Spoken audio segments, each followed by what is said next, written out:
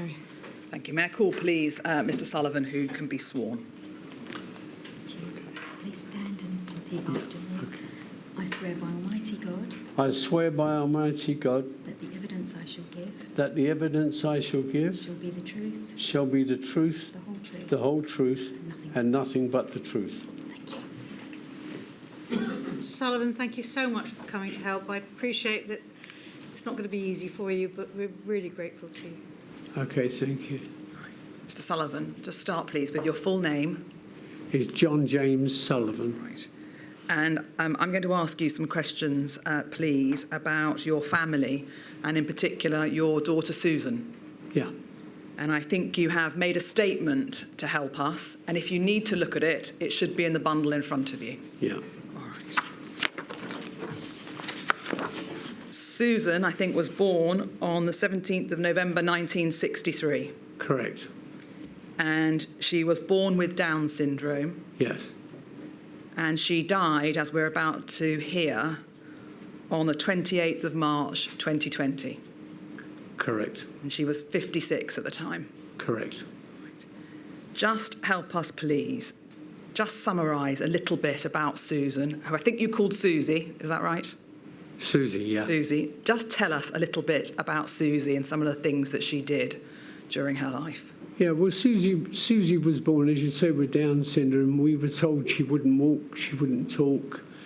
And every time we took her to a doctor, there was something positive, there was a negative. So I came home one day and my wife was crying. She'd been to the GP. I said, right, forget the doctors. We're going to do this our way. And we crawled round the floor with her. We smacked her bum if necessary, or tapped her bum. We encouraged her to crawl, we encouraged her to walk, and then she just blossomed. Her talking wasn't good, but then she became the dancing queen. I mean, she swam in the Special Olympics, she won gold, she won silver, she won bronze. She was just a remarkable, lively, empathetic person. She was just a special human being. I mean, And I think you said that, does she live at home with you and your wife, Ida? all the time, yeah. But All she her life. attended some day centres during the week. That's right, yeah. She went to day centres 5 days a week. She was on holiday with you. Always on holiday, yeah. Yeah. And between you and your wife and I think Susie's brother, Clifford, you looked after her.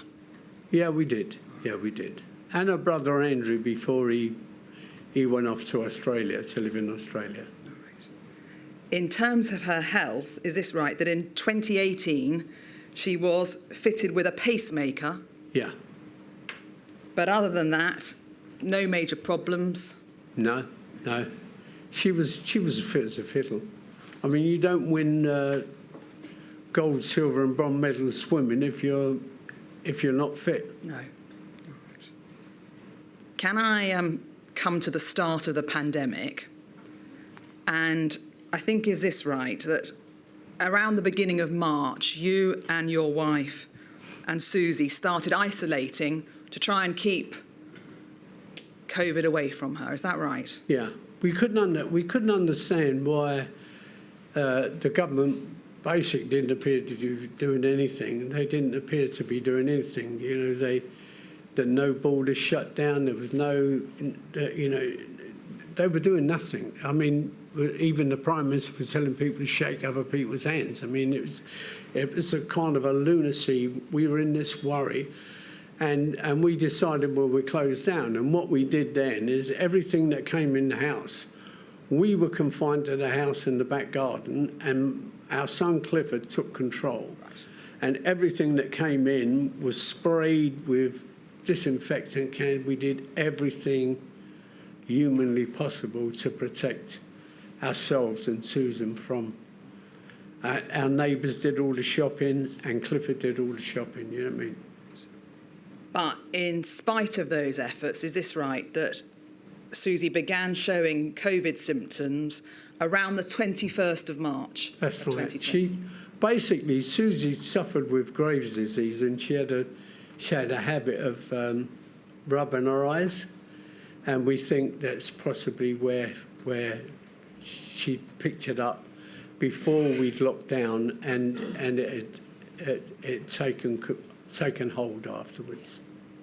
And I think you said in your statement that having had a few days of you trying to look after her at home, she began to perk up at around the morning of the 26th of Yeah, March. I mean, I was with Susie. We did puzzles. We did.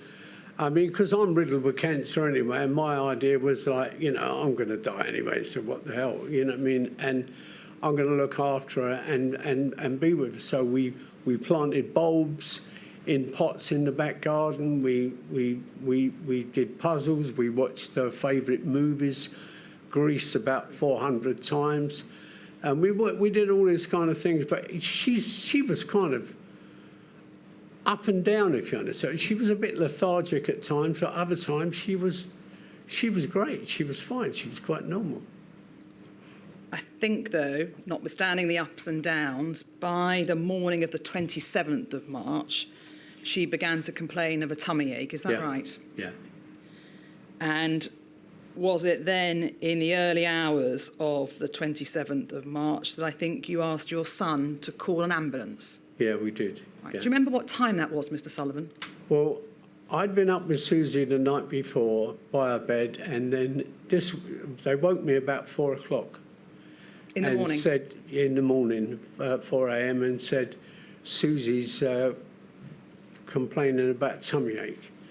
And I went into the bedroom, into Susan's bedroom, and my wife then was in a bit of a flat because she just read a story on her iPad about a lady dying with COVID, and they said that was a symptom. A symptom of COVID. And so therefore, I left it for about 45, 50 minutes, and I said to Clifford, because she was in really, really, really bad pain with her tummy, I said, I think we better phone an ambulance. And we phoned an ambulance about 4:45, 4:50, something like that. Now, we know from Susie's records that she went into the hospital about midday. So from ringing the ambulance just before 5 a.m.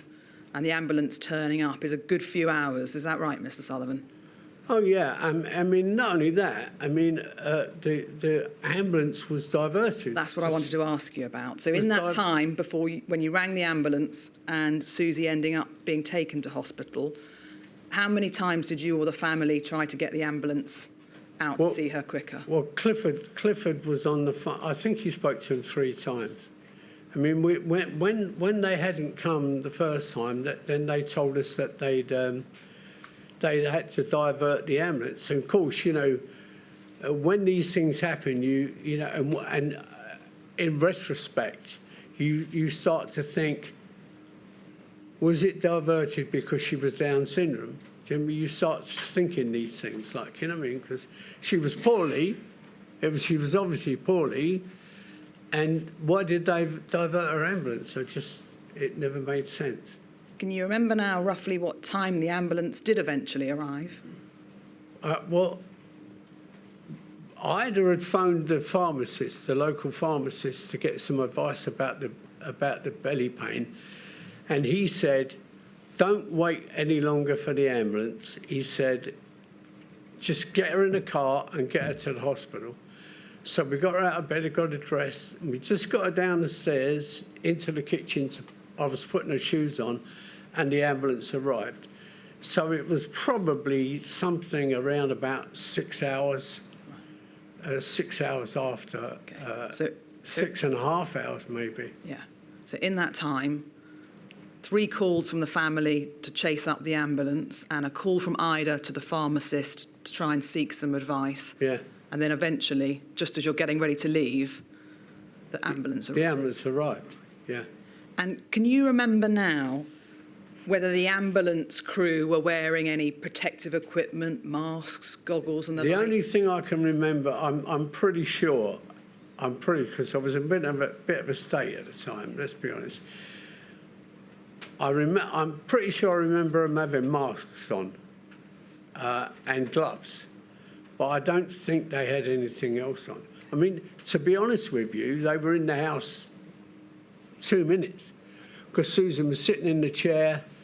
They came in, I think they took her temperature or put something on her finger, I can't remember, and they stuck an oxygen mask on her, which surprised me because she never complained about any breathing issues.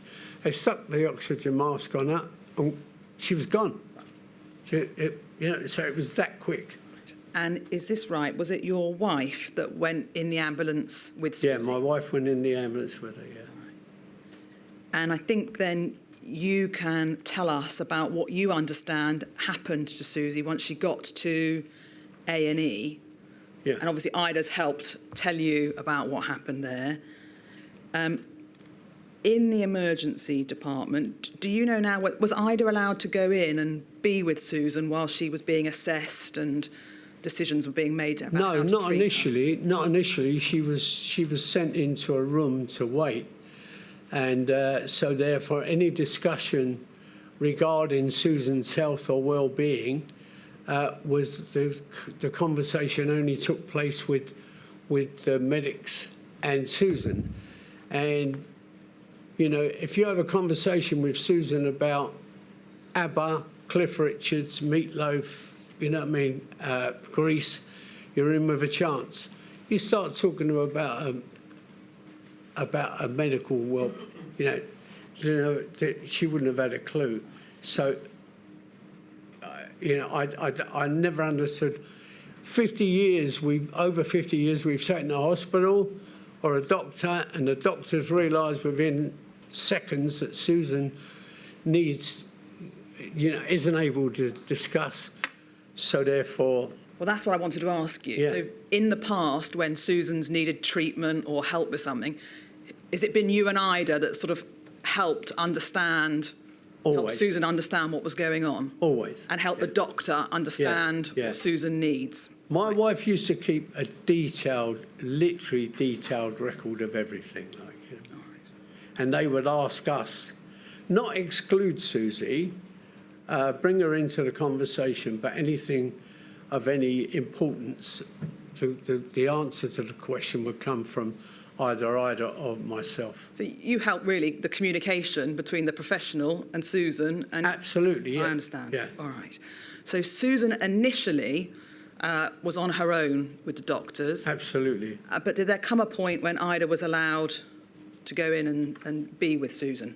Yeah, they made a reasonable adjustment and allowed Susan into the Ida in to see Susan, but it was only for a short period. Ida said she loved Susie. Susie said, "I love you," and basically that was it. But there was no conversation about Susan's health. How has she been? How long has she had the tummy ache and so on and so forth. So there was no discussion of that nature. Now, I think you said in your statement that there was a discussion between Ida and the doctor once Ida had left Susan. And can I ask you about that, please? Can you tell us now what it was the doctor asked Ida? Yeah, the doctor, and this was in quite early stages, the doctor asked Ida if she had anything in place for DNR. And do you mean do not resuscitate? Yeah.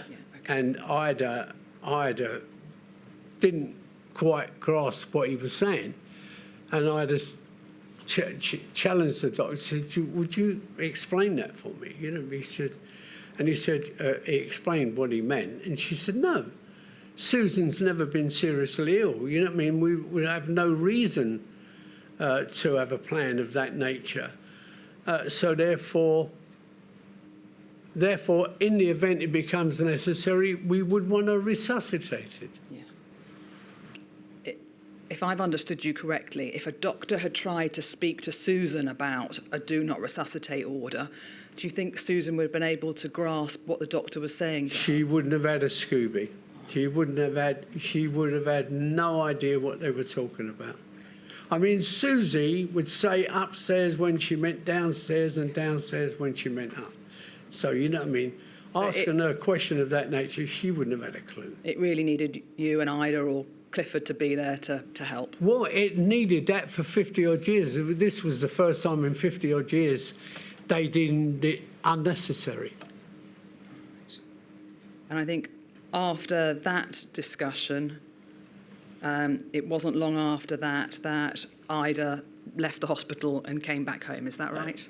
Yeah, that's right, yeah. And can I just ask you this? Is it right that when Ida went to the hospital with Susan, Ida wore her own PPE? Correct, yeah. What did Ida take with her to wear? Ida took she wore a mask and she wore gloves. Do you know what the plan was for once Ida had left, you to be updated about how Susan's condition was? No, it was all kind of up in the air, and they basically said to call the ward later, call the ward later.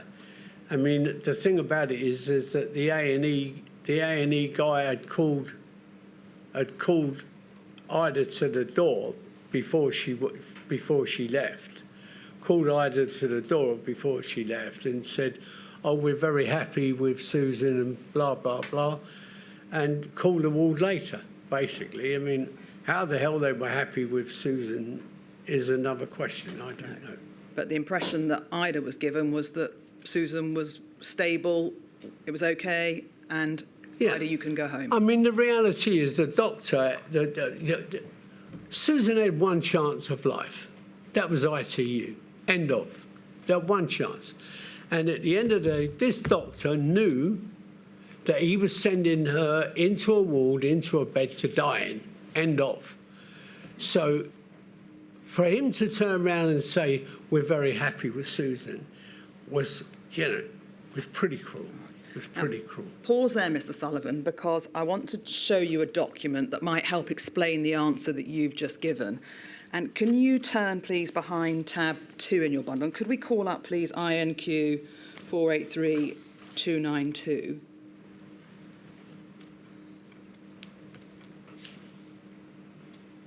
Yeah. And page 2, please. All right, this is some of... Can you see that all right, Mr. Yes, Sullivan? thanks. Pull your chair in by all means. I want to just look at some of the things on this document. This is Susan's medical records, and the top part of the page deals with the position as Susan came in to the hospital. Yeah. You can see she's 56, she had a fever. It records there that she has Down syndrome. She had a pacemaker in situ, but no other cardiac comorbidities. No. Independently mobile, despite being non-verbal. And if you just go down the page, can you see where it says plan? Yeah. And number 6. Yeah. At that stage there, this was the plan for Susan's care at the beginning. That's what we were told. Yeah, was that she would be reviewed for ITU if her condition was not improving. Exactly. Right, so that's sometime around midday-ish Yeah. on the 27th. Yeah. All right. Now, can we go down the page again, please, to the addendum at 1536? Pause there, thank you. And could you highlight that, please? This is added to the notes a little bit later that afternoon, and it says, ITU declined in view of Down syndrome and cardiac comorbidities. And then it sets out various statistics and saturation levels and says she can move to the ward. Yeah. At the end of the day, that is what started. That one line in that medical note is what started my quest for the truth. Because I'm not a medical person, but I brought Susan up with my wife and my family. Down syndrome shouldn't be a reason for decline in ITU. And a pacemaker, which is the comorbidity they're talking about, and which was subsequently proved in the investigation. But that is what triggered I couldn't believe that she could be declined ITU because she was Down syndrome. Yeah. Now, that brings me exactly on to what the review found some years later. So let's look at that now. Can we call up, please? And it's behind your tab 4, INQ 483295, and page 8, please.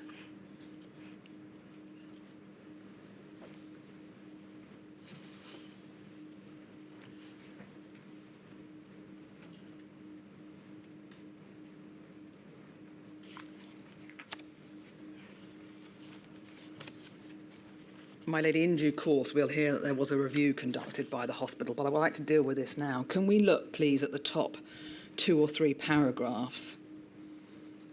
Because it picks up on what Mr. Sullivan has just been saying, and the review there at 3:36 that afternoon, recording that Susan had been declined ITU admission due to cardiac comorbidities and Down syndrome. And when this was investigated by the hospital, they said this: the investigating team have been unable to find any documented evidence of an ITU review taking place and can conclude that the patient was not reviewed face-to-face by ITU staff. A contemporaneous record of conversations held between the admitting ITU consultants on the 27th and any reasons for declining ITU admission does not show that the patient was discussed for consensus opinion on ITU suitability, as was the recognised process at the time. This led the review team to conclude that either the patient was not discussed at consultant level or the discussion was not recorded.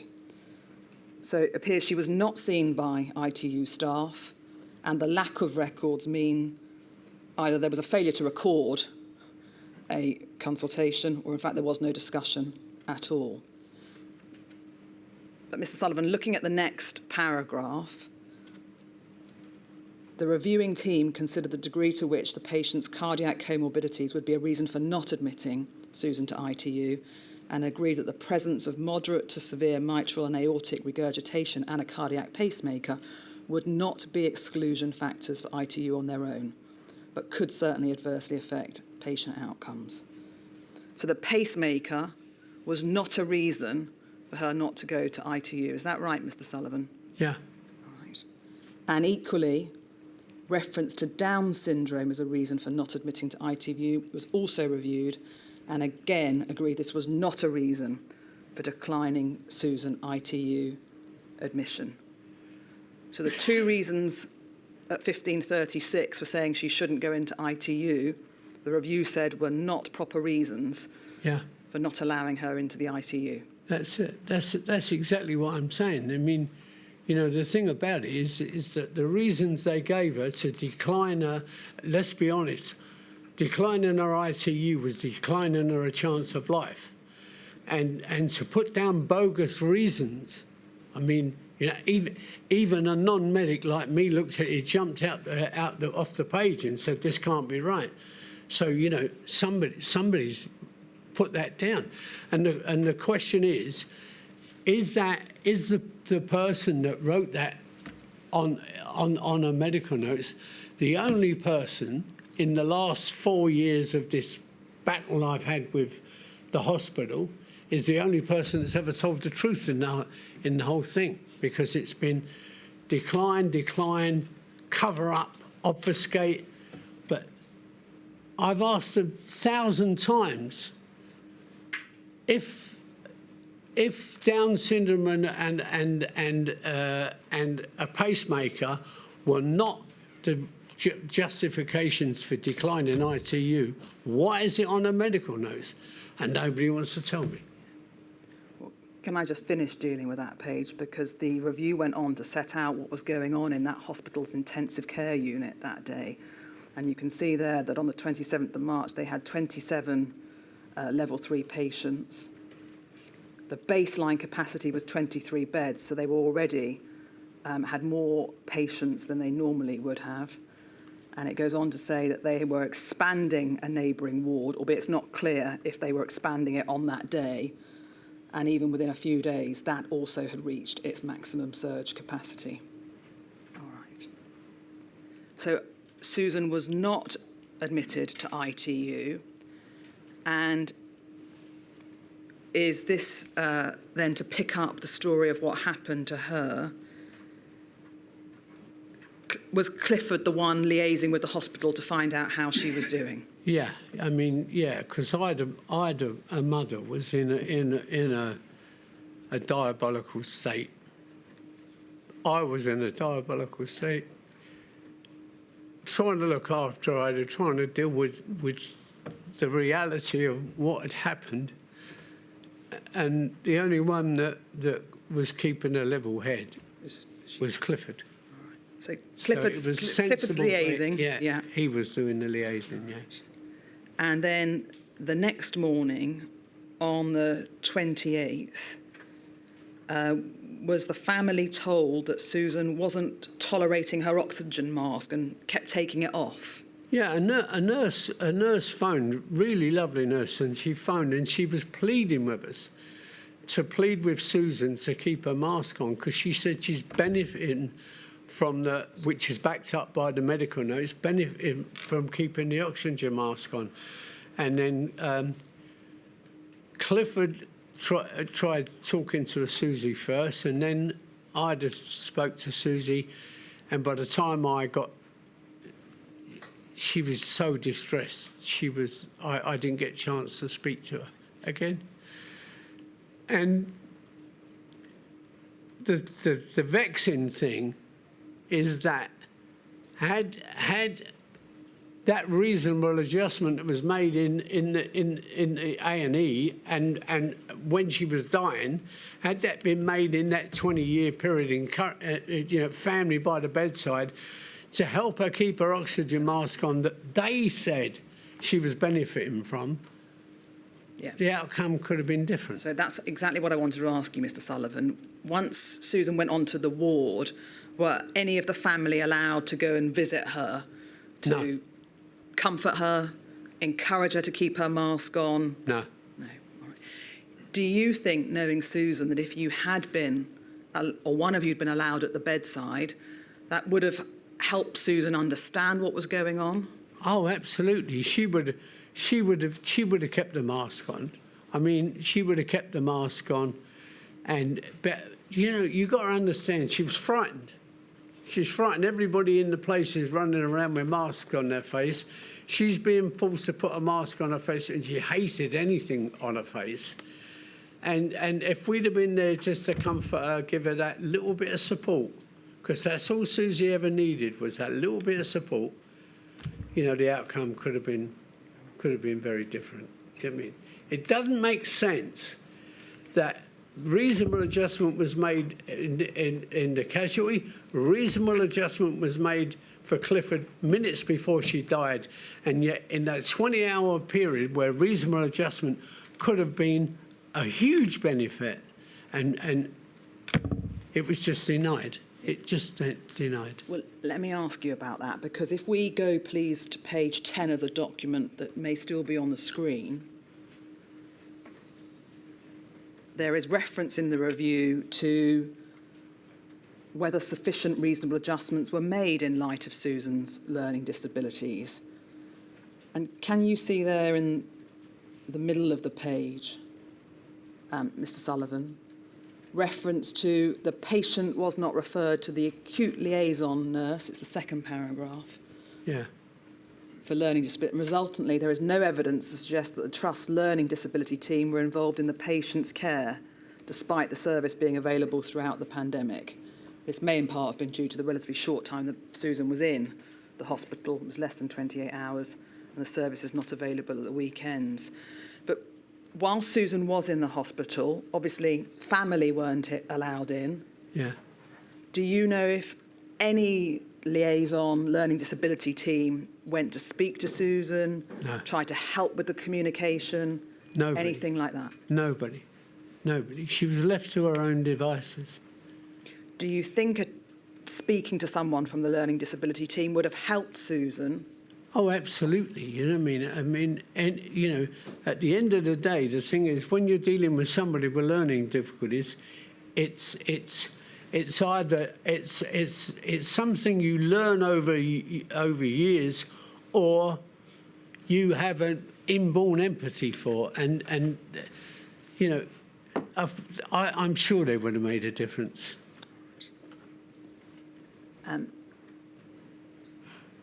I think you've already mentioned that just before Susan died, Clifford was allowed to go and be with her.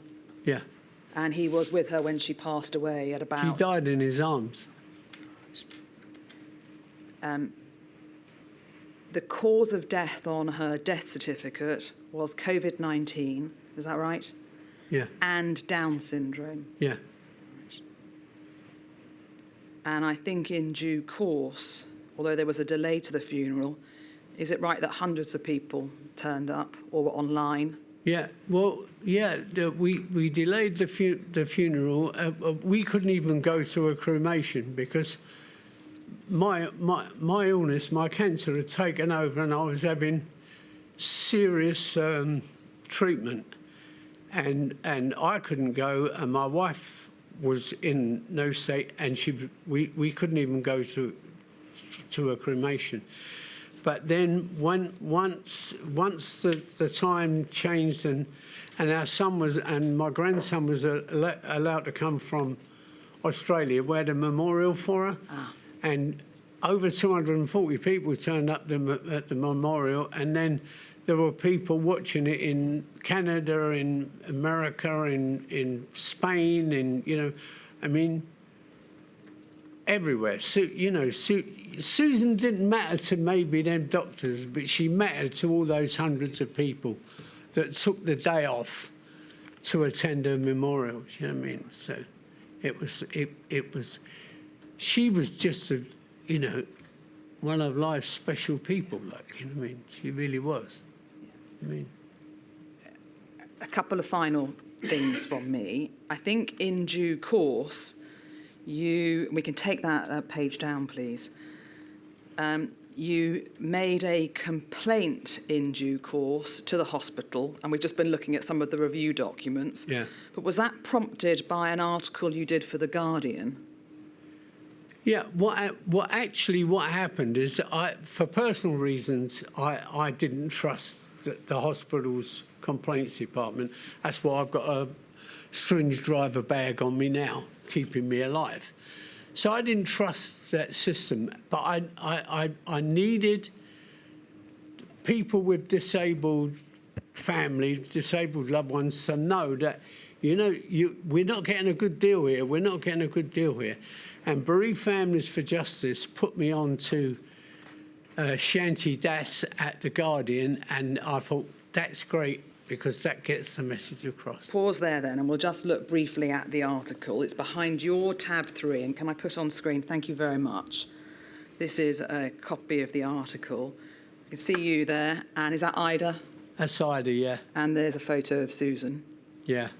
And I think this essentially was you setting out Susan's story as you have done today. Is that right? Yeah.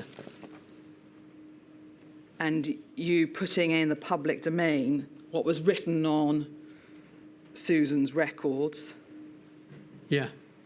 And you trying to seek answers on her behalf. Yeah. And then did the hospital start the investigation? Yeah, just out the blue, I got a letter. Somebody must have read it. And I got a letter advising me that they were going to undertake a serious incident investigation. Which they did. Thank you. And we can take that down because we've been looking at some of the investigation documents as you've been giving evidence. Can I ask you this, please, Mr. Sullivan? Obviously, there are concerns about what happened to Susan, but can I just ask you generally about your views about the NHS? I'm here because of the NHS. I have great time for the NHS, for the doctors and for the nurses. I'm not going to say I've got great time for the management, you know what I mean? But I have for the doctors and nurses. They're fabulous people, they're fantastic people. And I'm not here to knock any doctor or any nurse. They do a brilliant job, and I've got nothing but pride for them. I mean, they looked after my wife, who's really been seriously ill as well. And I don't want anybody to think that I'm here to knock the doctors and the nurses, but if they want me to think I'm here to knock the management, then all right. Understood. Go for it. All right.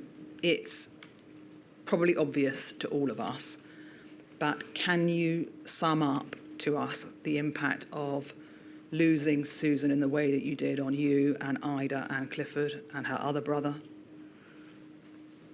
The impact on me on my wife was devastating. It's first of all, me, within a month, Susie passed on the 28th of October, and on May the 9th, I was in the Royal Free Hospital having nuclear medicine treatment that lasted 10 months. So the impact on my health was massive. Yeah. I mean, I've, enormous. And it might be an old wives' tale, but my wife had breast cancer 28 years ago. And with all the upset and all the shock and everything, some people say that shock can bring something back, and it came back, and she's had to have a double mastectomy, and you know what I mean. So we've gone through hell and back, and the thing about it is, you die. A part of you dies when your child dies, and dealing with the death of a child is one thing, but dealing with the death of a child because nobody gave her a chance of life is the hardest thing to deal with. You know what I mean? If she'd have just died of COVID, then we've got to say, well, that's the luck of the draw. But I said in that Guardian article, before the serious investigation, but I knew Susie. I nurtured her, I loved her, I spent all my time with her. And I knew that she just needed a little bit of moral support. But I said in that Guardian article, they gave her a bed to die in. And when I read all of this, serious incident investigation and the treatment at the casualty, when it didn't want to talk to mum, didn't want to talk to dad, all of a sudden we're talking about DNA before we're talking about 1 minute they're going to consider, you know what I mean? When I read all that, it just sadly makes me write what they did. They gave her a bed to die in, and they gave her a bed to die in because she had Down syndrome. End of. And I think you concluded your statement by saying this: providing this statement to the COVID inquiry has allowed me to give Susan and her disabled peers a voice. That has been my motivation. I don't want any parent that have invested their whole life in protecting and raising a child with Down syndrome from an infant to an adult. I don't want them to go through what we've gone through. They've got to learn that people with a disability has got as much value as anybody else in this life. And to just cast them away as though they're of no importance and that is wrong. And when the next pandemic comes, I just hope to God, me sitting here just for this, and me struggling with the NHS line machine for the last 3 years, that's had a massive impact on my health. I just hope that when the next pandemic comes along, disabled people are treated with a bit more respect and a little bit more consideration. And that's why I'm here. I wouldn't be here otherwise. And the most important thing, for the first time today, in official capacity, disabled people are being given a voice, which they've been denied. My lady, that is all I wanted to ask. Ms. Sullivan, I've got no questions for you, just a couple of comments. You're right, Susie does matter, and disabled people matter, and you've done a huge amount to ensure that people understand that. Thank you. She was obviously a very special person, and you at least had 56 years with her. Yeah. And all I can say is that it sounds as if you had 56 years because of the love and devotion that you and your family showed her. Yeah. So thank you so much for what you've done to get people to understand that disabled people matter. and Susie mattered. Thank you very much. Thank you, my lady. Very well. I shall break now and return in 5 minutes. Thank you very much. All rise.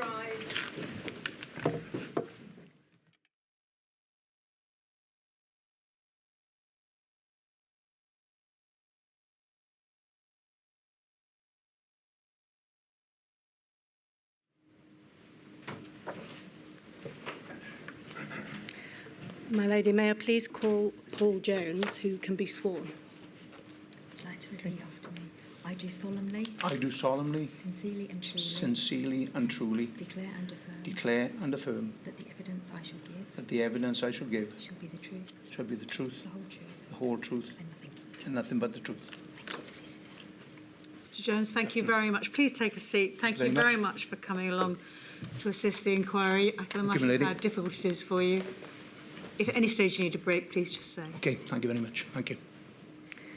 Can I start by asking you, please, to give your full name? Yeah, my name is Paul Jones. And I'm going to ask you, please, throughout your evidence, to try to keep your voice up. You've got a nice, clear voice, so that we can hear you, but also so that your evidence can be recorded. Okay. And if I ask you a question that you don't understand or that isn't clear, then please say so and ask me to rephrase it or repeat it. Okay, thank you. Mr Jones, you've provided a witness statement to the inquiry, which is dated the 20th of June 2024. That's INQ 000486000. And your signature is on page 8 of that witness statement.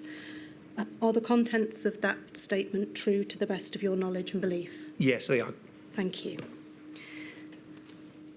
Now, Mr Jones, you're here to tell us about the circumstances in which you and your wife tragically lost your daughter Lauren to Covid-19 on the 30th of December 2020, is that right? That's correct, yes. I think Lauren was just 25 years old. Yes, that's correct. Could you please tell us a little something about Lauren? Yeah, as you say, Lauren was 25 years old. She was myself and my wife Karen's only child. She lived with us in the Rhondda. She worked with Karen at St Andrew's Doctor Surgery in Tonopandi, where she was an administration assistant and a bit of an IT guru as well. So she was also doing an open university degree, initially in IT, and then towards the end of her degree in social work. She had a heart of gold. She was our princess. She loved music, loved film. She went to many concerts over the years, particularly at the Principality Stadium. Yeah, she just loved life.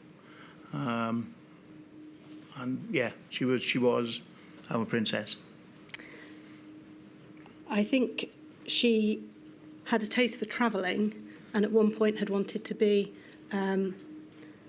cabin crew, is that right? That's correct, yes. Her goal was initially to join one of the main airlines as cabin crew. She loved travelling. We used to take her on holidays. I think she went on holidays from the age of 2 with us. Yeah, she just absolutely loved travelling. She loved flying. So that was her initial sort of goal, was to be cabin crew in one of the airlines.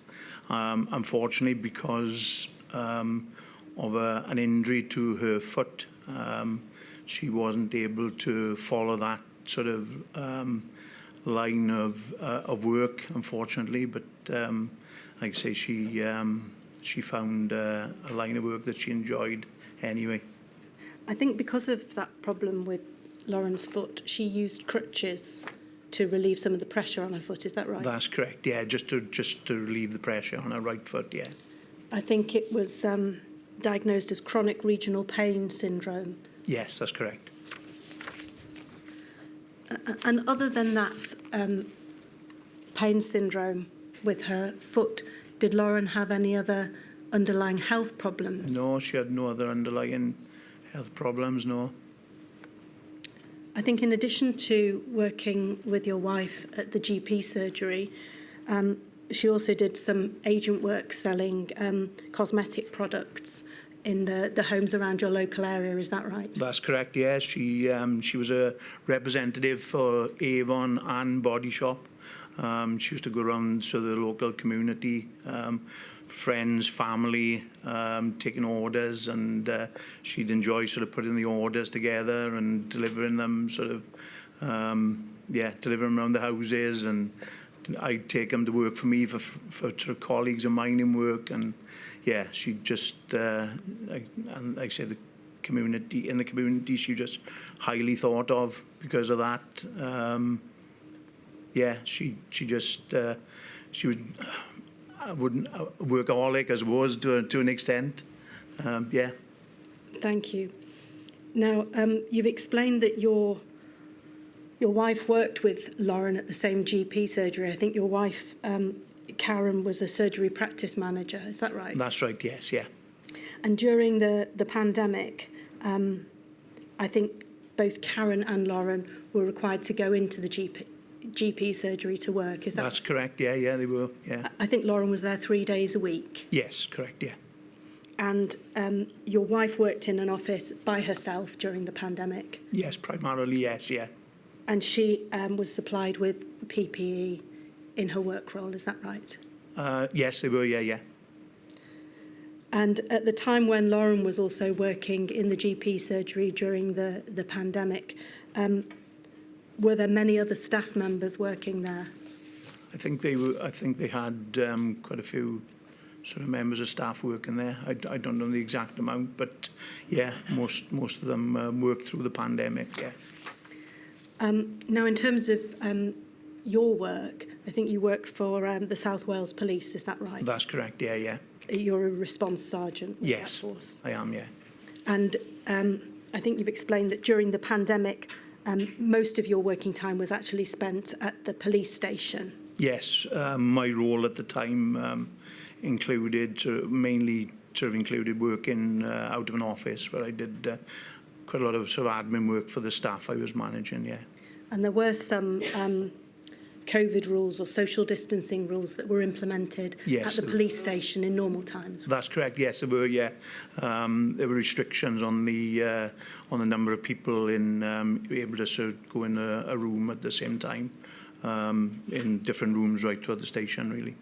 I think there were also one-way systems instituted in the corridors and so on to control the flow of people. That's correct. Yeah, there were arrows on the floor to sort of guide people around and make sure people sort of stayed on the same side of the corridor. Yeah.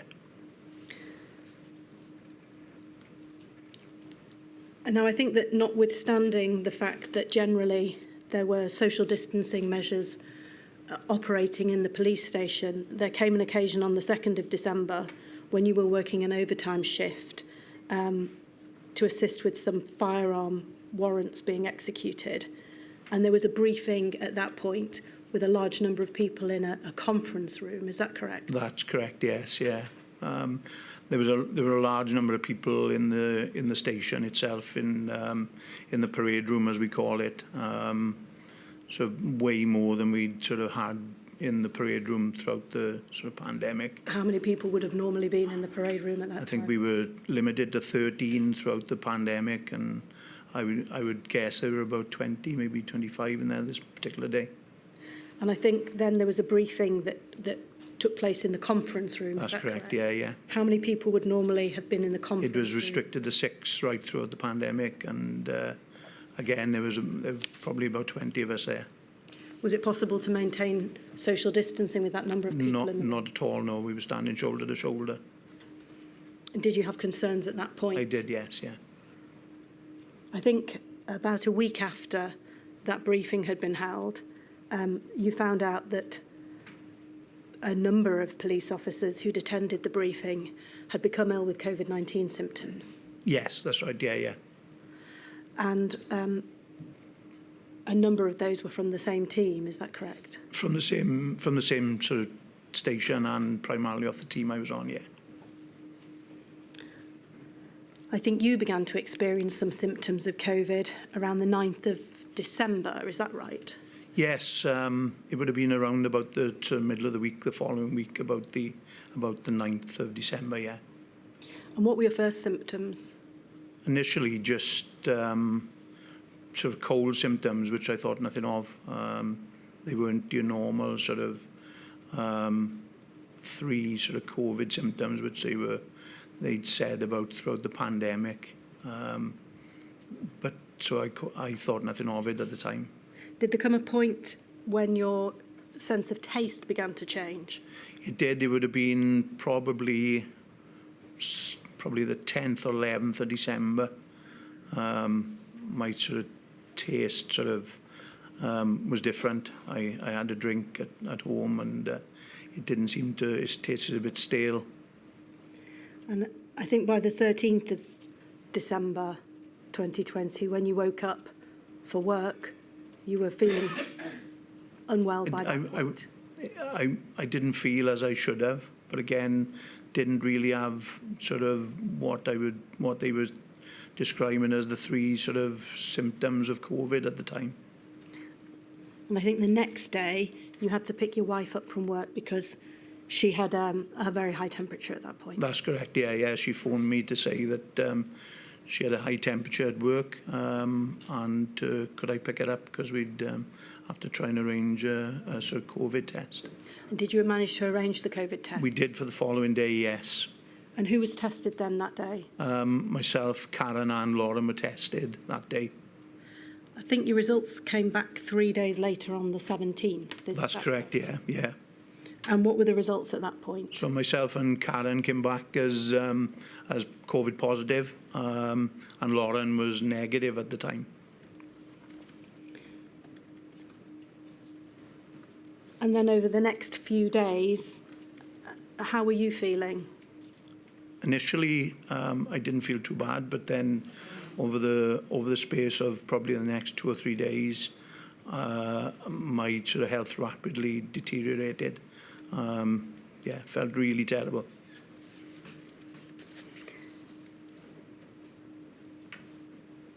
I think Lauren and Karen, because of their role as frontline workers, were actually due to be given their first vaccinations in that week that they fell ill. Is that right? That's correct. Yeah. But they couldn't go and get their vaccinations because they had to isolate. That's right. Yeah.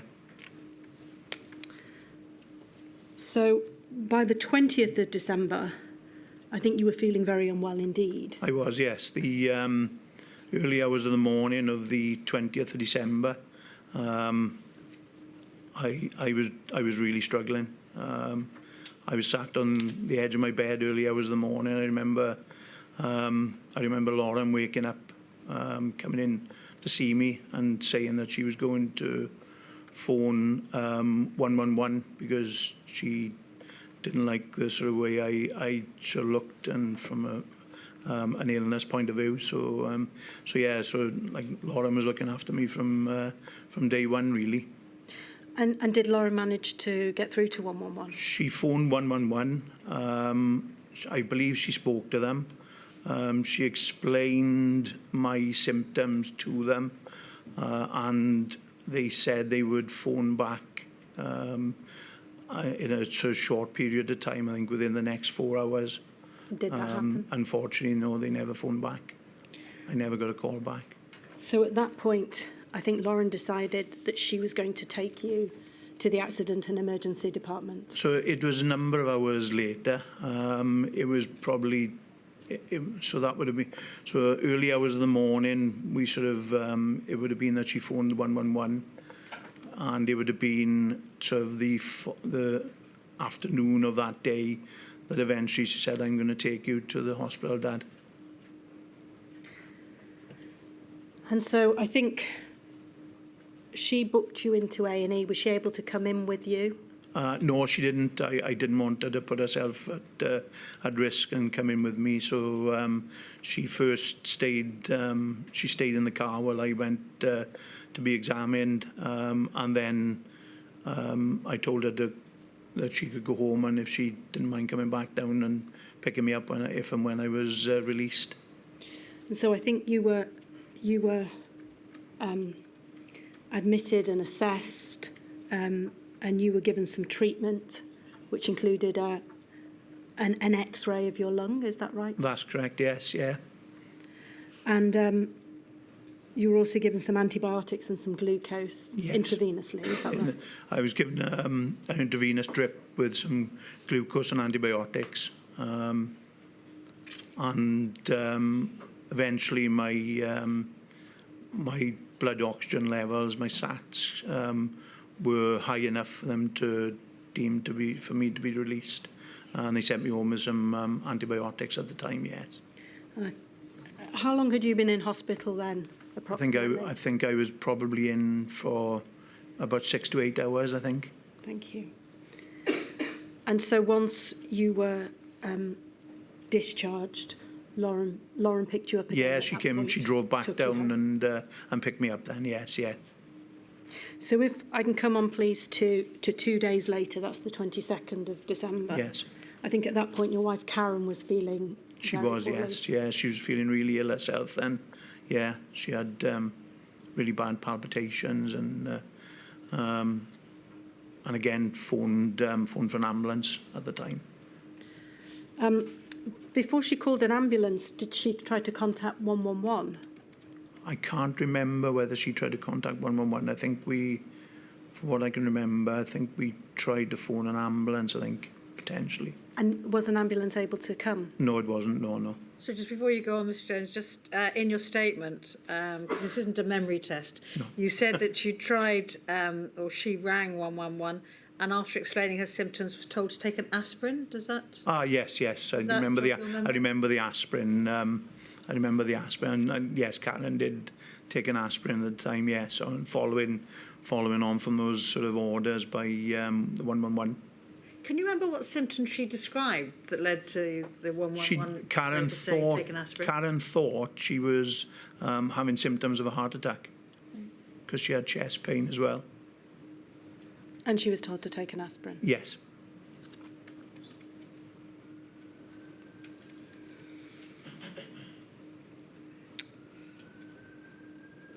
So by the point where you have phoned for an ambulance, you're told there's none available. And what happened then for Karen? So Karen was sitting on the floor in the house because she was too uncomfortable to sit sort of anywhere else. And again, because I couldn't get an ambulance, eventually Lauren decided to tell her to go down the hospital. So Lauren drove her down the hospital on the Tuesday evening then, which would have been the 22nd. And how was Lauren at this point? At that time, Lauren didn't have that many sort of symptoms of COVID as such. She was well enough to drive herself. I wasn't well enough to drive Karen at the time. So, but I think Lauren had, I think, a little bit of breathlessness, but again, didn't put it down to COVID because she didn't have any of the 3 main symptoms. And I think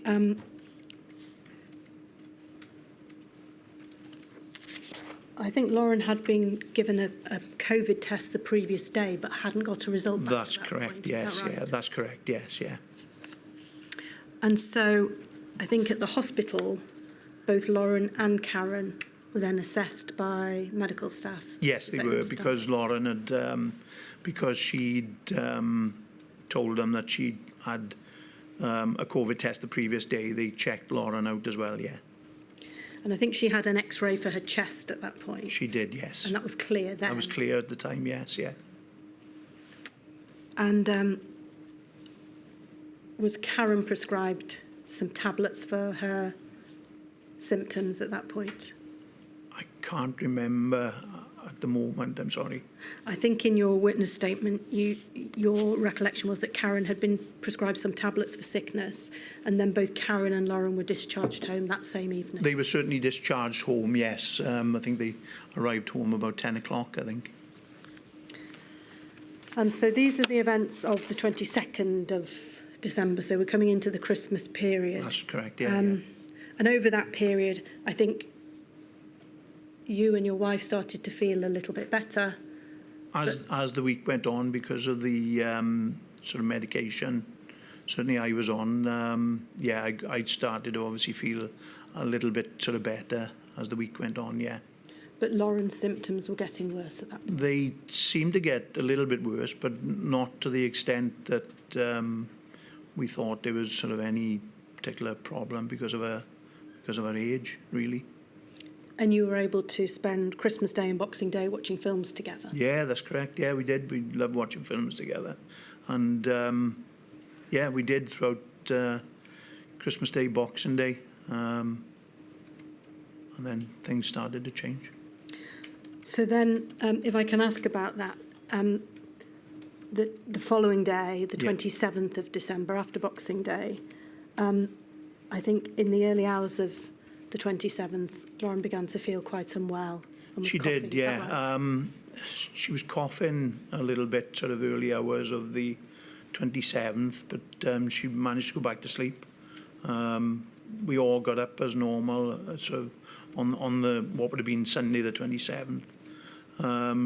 Lauren, from what I can remember, took her time sort of getting ready and came downstairs and watched TV with us.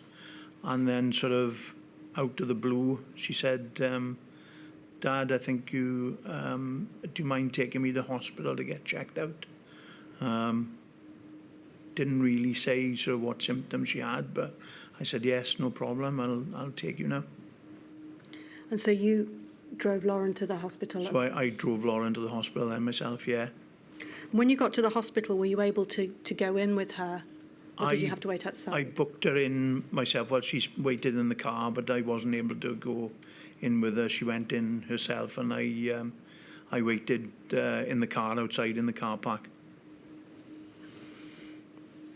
I think Lauren was able, or you were able to get into contact with Lauren after a little wait in the car park. I managed to send her a text message after a while. I did try phoning her first of all, but I couldn't get hold of her. But then she eventually answered a text message, and then after that I did manage to get through in a short phone call, asking her if she wanted me to stay outside in the car, or whether she wanted me to go home and then come back down so later to pick her up, which I thought I'd be doing as she did for me.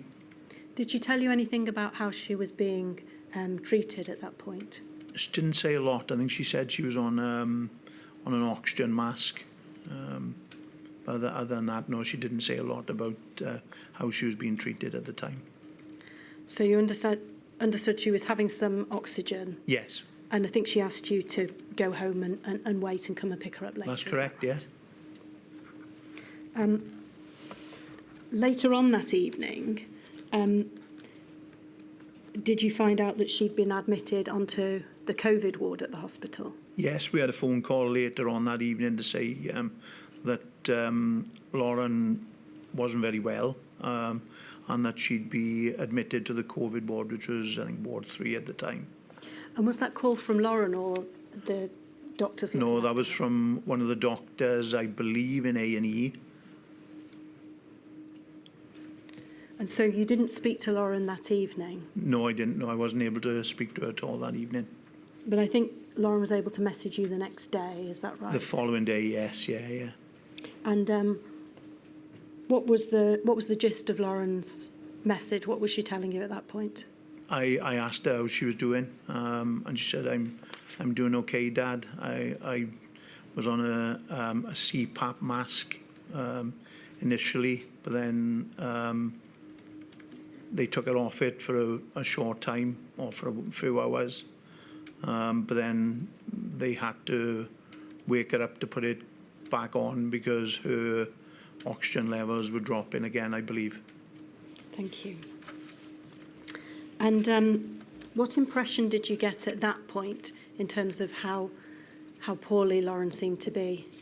At that time, I didn't think I knew she wasn't well, and I knew her sort of SATs were quite low, but not for 1 minute did I think there'd be any sort of problem. I thought she was in the best place, in hospital, having the best treatment, and that she would, and that she'd be home soon.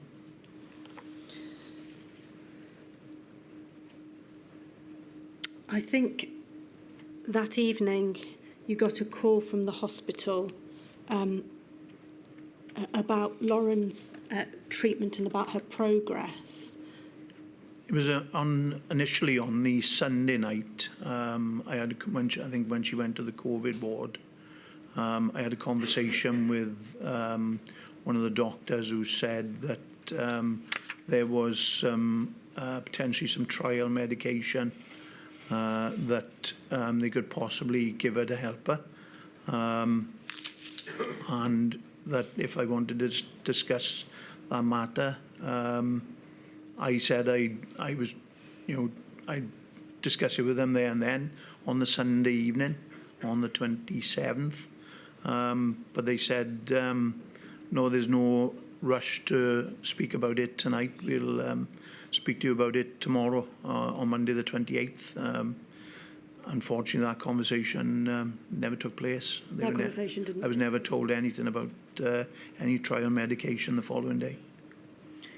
I think there came a point where you had a conversation with the hospital about transferring Lauren to the intensive care unit. That was on the Monday night. That would have been the 28th of December. We were told that she was transferred to intensive care. We were told that she wasn't doing too well and that she would be needed to be put on a ventilator that night, on the Monday night. So the concern at that point was she was not doing so well on the CPAP. That's correct, yes. And yeah. needed to be ventilated. And needed to be ventilated, yes, that's correct. And it was likely that it would be that evening that Yeah, transfer. they told me that it would be sort of happening that evening or late that night, because they said there won't be a problem. Because I asked if I should phone for an update, so within a few hours, and they said no, there's no need. She'll be okay. She'll be well looked after. Give us a ring in the morning and we'll update you on her progress tomorrow. So did you have an opportunity to speak to Lauren at that point? No, we were never offered an opportunity to speak to her. And so I think the next morning, this would be the 29th of December, about 9 o'clock in the morning, you phoned the hospital and you were told at that point that Lauren was still on CPAP, is that right? That's correct, yeah. We were told that she was still on CPAP, which came as quite a shock to us, really, because they were sort of convinced, they convincing that they would have to put her on a ventilator. Did they give any reason at that point as to why she hadn't been put on a ventilator? They didn't give any indication. They just said that they hadn't needed to put her on a ventilator. So. And what did you take from that? I took it that she turned a corner and she was starting to make a recovery.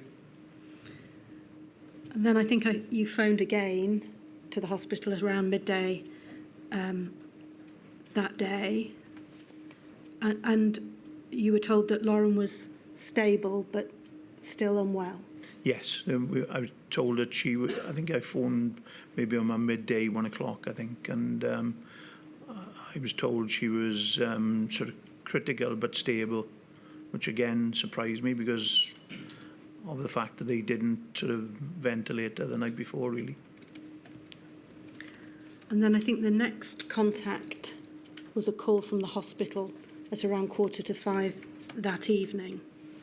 That's right, yeah. I remember the time exactly, pretty much, saying that they'd had to ventilate Lauren, I think, probably at about 4:30, which came as a real shock to us because we'd had no sort of communication as to how she'd gone downhill so quickly that they needed a ventilator at that particular time.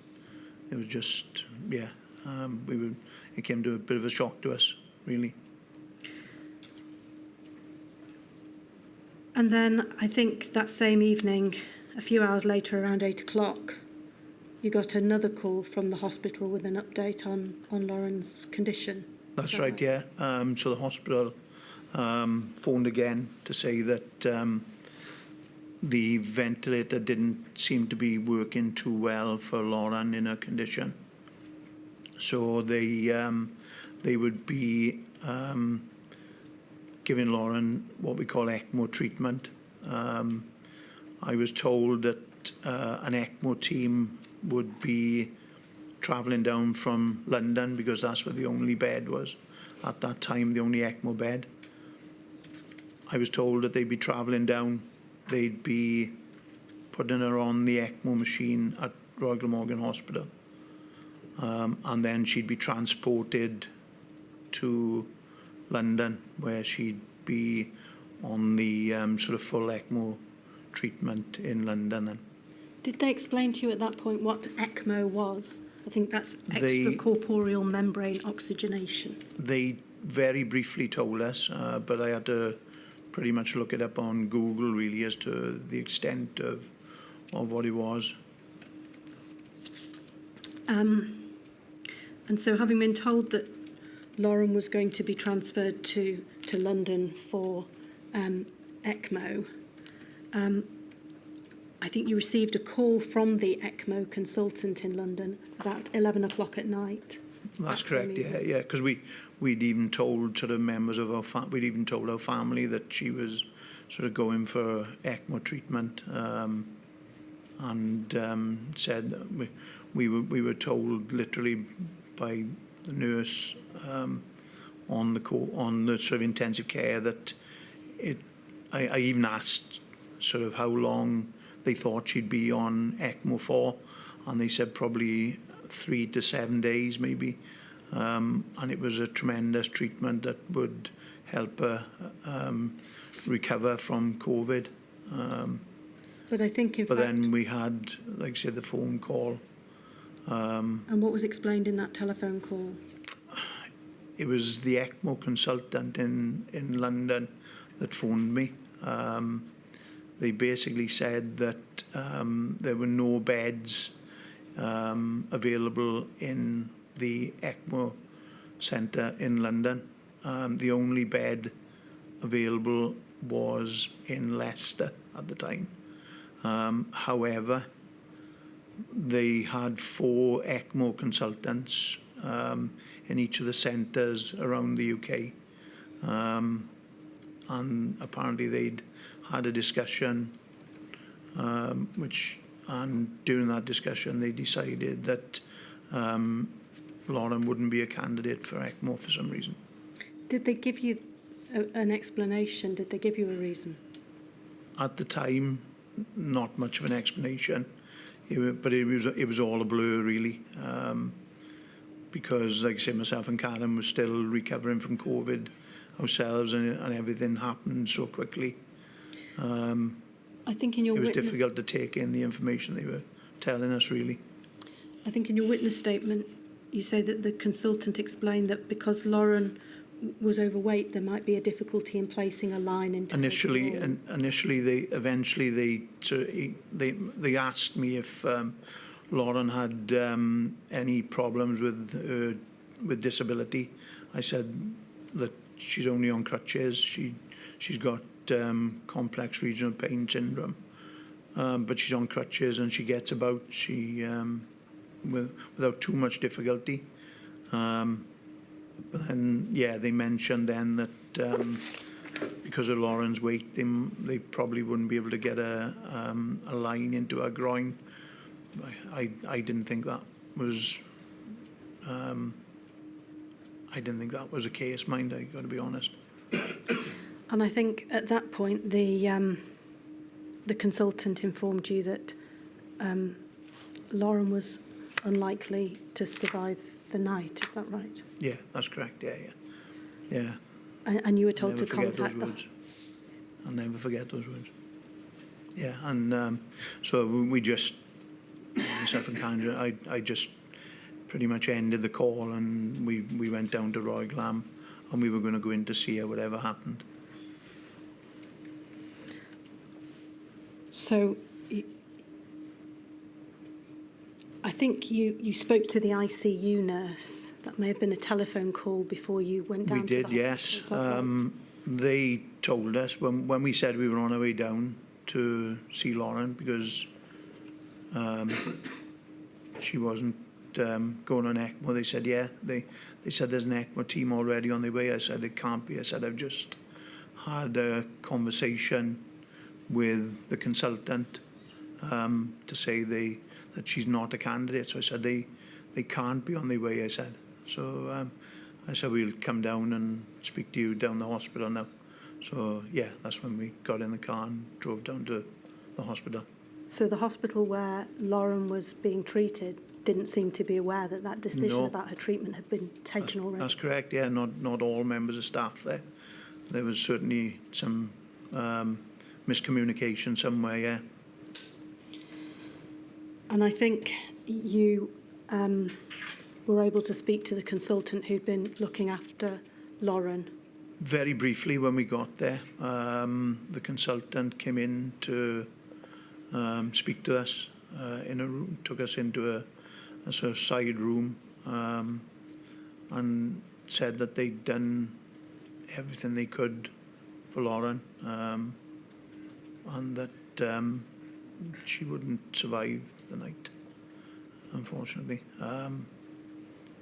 Like I say, I personally, I didn't think they'd done everything they could because I think the ECMO treatment should have been made available to her. And can you tell us how was that news about Lauren's condition conveyed to you? What was the tone of the consultant? It was almost as if it was the normal thing for a 25-year-old to lose their life to COVID.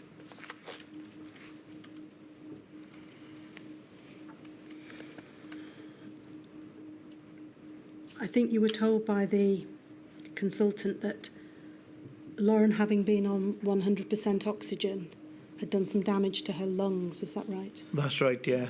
They said that she'd been on a high-pressure oxygen to try and get her sats up her blood oxygen levels. And they said that they had to put her on 100% oxygen to try and do that, and that would have caused sort of significant damage to her lungs potentially. And what were you told about then her prognosis, her options for treatment? There were none. There weren't any other options for treatment, unfortunately. We sat down by the side of Lauren and they told us we'd have to decide when to switch our life support off. I think having made that decision, you were able to go and see Lauren then at that point? Yeah, we were already sitting next to her at that time. Yeah, we went to see her because she was pretty much in a room with other patients, almost next to the room where the consultant told us. And then I think, having switched off the ventilator, Lauren sadly passed away at 4 minutes past 4 that morning. That's correct. I think you and your wife were able to stay with her for just 30 minutes. Yeah, we were able to stay with her. I think we weren't sort of given a time scale as such, but we were able to stay with her. But then, like I say, we chose. They'd have to take all the sort of ventilator out and take the lines out, so we didn't want to see that being done. I think then once you were leaving the hospital, you and your wife, you were given Karen's belongings in a plastic bag. Is that right? Yeah, Lauren's belongings. Yeah, 2 plastic bags we were given, sealed plastic bags. I think you were told you couldn't open those And we were bags for told 10 we days. couldn't open them. Don't open them for 10 days. When you did open them, you discovered some missing items and some damage to her clothes. Is that right? Well, the shoes she was wearing when I took her to the hospital on the Sunday, they were missing. Subsequently, I made efforts with the hospital to find them afterwards because they were sentimental value to us. But they never found them. So, and then when eventually we did open the plastic bags, they put a T-shirt that Lauren was obviously wearing at the time, I'm guessing, when they would have had to ventilate her. And the T-shirt had obviously been either ripped or cut sort of up the middle for them to do whatever they had to do at the time. And how did that make you feel? Had you been notified that those things had happened to Lauren's clothing? No, not at any time had we been told that sort of anything like that had happened. Like I said, we were obviously told she had to be ventilated, but it was obviously clear that something had gone sort of very wrong at some point. I'm guessing they maybe had to do an emergency ventilation, but that's only a guess. I haven't been told that officially, but from the state of her T-shirt, I'm guessing that would have been the case. Yeah. I think you were. You made a request to access Lauren's medical notes. That's correct. Yeah, I got them, and I've read through them quite a lot, and had meetings with the doctors as well, because I just wasn't happy with what had happened. I think it transpired from those medical notes that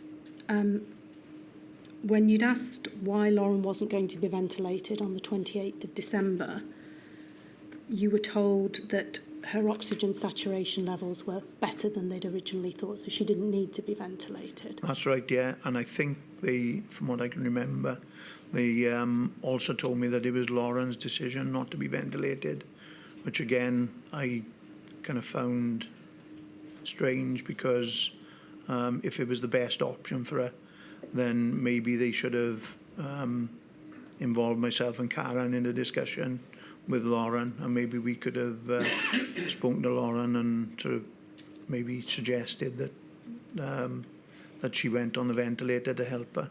But they said that it was Lauren's decision as well not to be ventilated. They also, as I say, told me that throughout the night her oxygen levels were better than expected. So that was another reason they didn't ventilate her. I don't know what to believe, to be honest. But I think the notes from the hospital indicated that, in fact, when they ventilated Lauren on the 29th of December, her oxygen saturation levels were at 10% at that That's point. correct, yeah. They dropped, obviously, to a life-threatening level, unfortunately. I think a nurse told you, in fact, that they nearly lost Lauren at that point. That's correct. They told us that when we were actually sitting by her bedside before we sort of made the decision to switch our ventilator off. It was almost a passing comment in the fact that they said we almost lost Lauren when we ventilated her at 4:30, which really took us aback, because that wasn't mentioned at any time, either during the phone call at 4:45 or the phone call at 8 o'clock. And you say in your witness statement that you believe that Lauren was left to struggle and suffer on CPAP. Yes, I think she was. By what I've been told, she was struggling to breathe. And from reading her notes, she was struggling to breathe before she was ventilated. Is it right that you subsequently found out that someone known to you who was much older than Lauren, who had also been on Ward 3, was ventilated the night that Lauren was initially indicated she would be ventilated? That's correct. I found that out. Yeah, I found that out from it was a sort of friend of ours. Had been in hospital, I think, a number of weeks, and was ventilated the same night as Lauren probably should have been. And that person made a full recovery? Eventually they have, yes, yeah.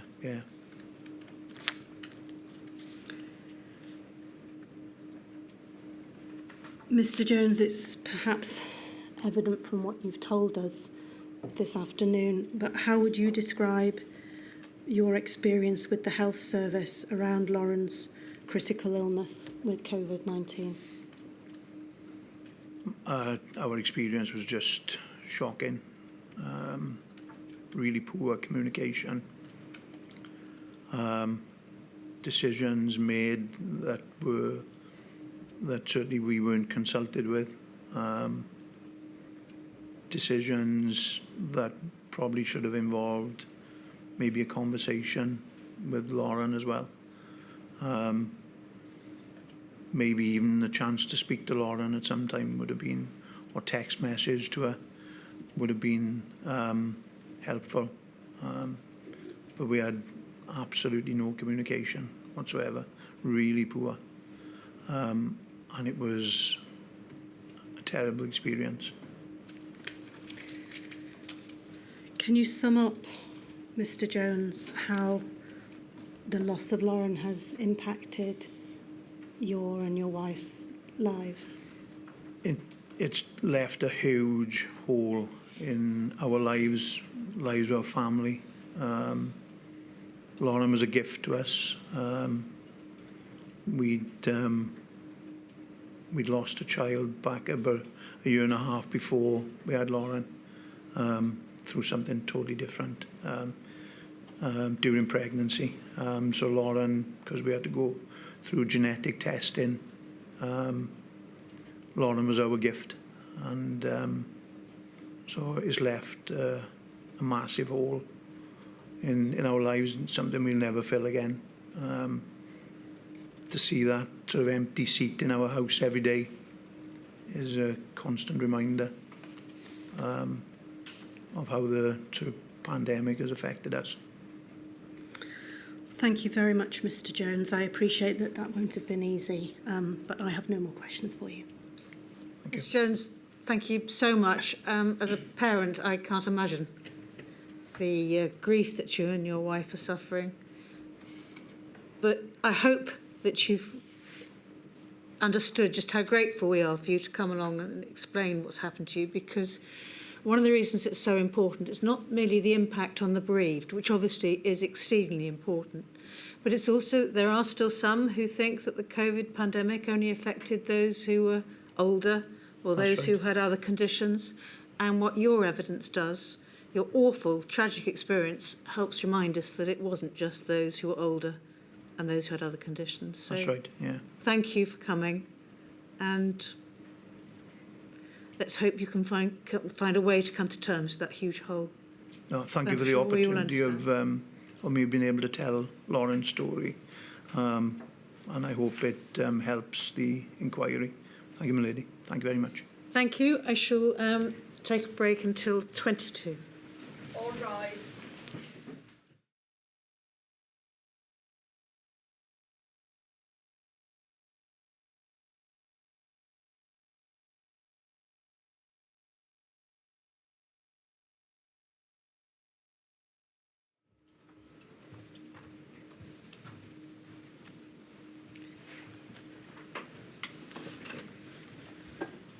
Ms Neald.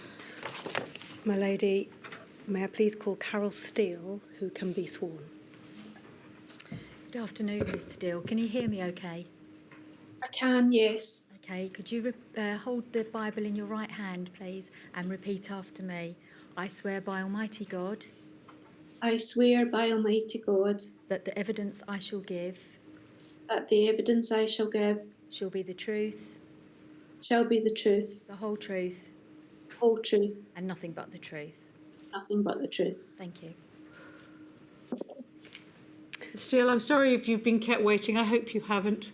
But thank you so much for coming along to help us. Thank you. Could you please state your full name? It's Carole Evans Steele. Now, could I ask you please to keep your voice up so that we can hear you, but also so that your evidence can be recorded. And if I ask you a question that you don't understand, then please say so and ask me to repeat it or rephrase it, and I'll try to do so. Okay.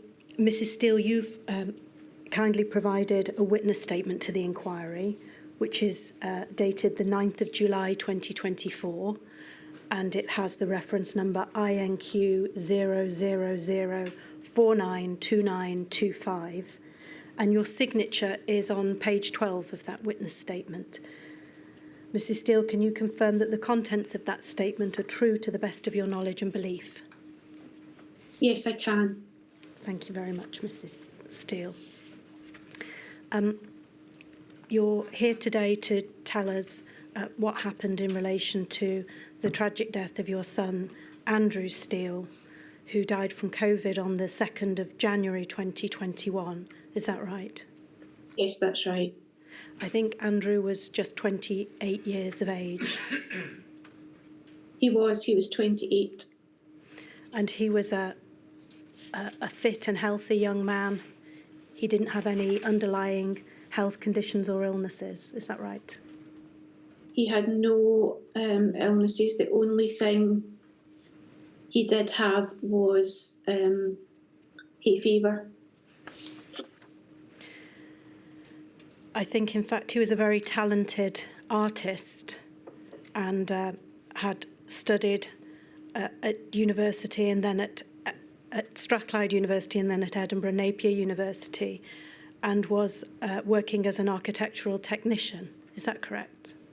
That's right. He also, his main hobby was painting. He was a very talented artist. Thank you. And I think he was also a former Taekwondo black belt Scottish champion. Is that right? He was, yes. And whilst he was at home during the pandemic, he had set up a small home gym in his home office and was keeping fit throughout the pandemic. Is that right? Yes, as much as he could. As I think there was times that we were only allowed out once a day for a walk. So it was as much as he could. I think Andrew lived with his girlfriend in an apartment in the same town as you. Is that correct? That's correct, yes. Just a few minutes in the car and maybe 15-minute walk from our house. During the pandemic, was Andrew working at home or was he going into the office? He was furloughed and he was working at home. The very odd occasion he would go in to retrieve documents that he needed for work, but mostly he worked from home. And what about his girlfriend? I think she had a job as an office assistant. She, at that time, she worked from home. The business that she worked for had provided laptops for home working. So they shared, Andrew and his girlfriend shared an office in their apartment. Things did change, and the management of the business that she worked for started to just increase demand for working on site instead of working at home. So a rota was set up. I think that was around the autumn of 2020, is that right, when his girlfriend was being asked to go into the office more often? She was, and it concerned Andrew, and it concerned us because that just wasn't happening in other workplaces. And it concerned us even more when we realised that the office she was working in, there was no adequate social distancing or ventilation. And in fact, I think around the middle of December, there was an outbreak of COVID-19 at Andrew's girlfriend's place of work. There was, yes, and very quickly she she was asked to isolate, get a test and isolate, which she did. As her manager had tested positive for Thank COVID. you. And I think, in fact, Andrew's girlfriend began to experience some symptoms of COVID-19 and went for a test herself. She did. She did go for a test, and followed by Andrew, and they were both positive. I think Andrew's girlfriend's test result came back on the 21st of December, and Andrew's positive result came back on the 23rd. Is that right? 23rd, yes. We were hoping, at that time in Scotland, we were hoping that we could see each other outside on Christmas Day, but we couldn't. I think also... I'm sorry, Mrs. Steele, please carry on. Just because they both tested positive, that arrangement couldn't go ahead. So they had to isolate at home. Yes. And I think at that time, Andrew's girlfriend's sister was also staying with them at the apartment, and she had also tested positive and had to isolate with them. That's right. So they all isolated in the apartment, yes. And the rules at that point were to isolate at home for 10 days from the onset of symptoms until your symptoms had alleviated. That's correct. And during that isolation period of 10 days, I think Andrew's girlfriend and her sister quite quickly began to recover from their infection, but Andrew didn't make such rapid progress. No, he seemed, I remember that he had one symptom and it would move on to the next. At that time, there was quite a long list of different symptoms, and he would get rid of one and get the next one. I remember he felt he had a temperature, loss of taste and smell, and then his taste would come back. He was extremely tired. He had a cough, and he just progressed through all of the symptoms.